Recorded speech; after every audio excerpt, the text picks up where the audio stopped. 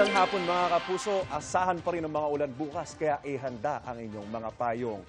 Base sa rainfall forecast ng Metro Weather sa Metro Manila, mataas ang tsansa ng ulan pagsapit ng hapon. Halos buong araw naman uulanin ng Luzon.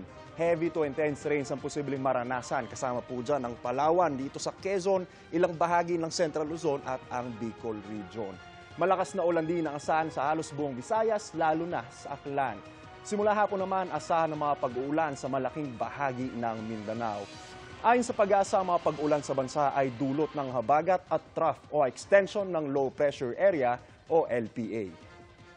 At yan ang latest sa lagay ng panahon. Ako si Anjo Pertiara ng GMA Weather Center, maaasahan anuman ang panahon.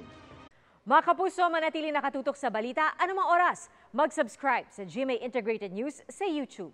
At sa mga kapuso abroad, samahan nyo kami sa GMA Pinoy TV at sa www.gmanews.tv.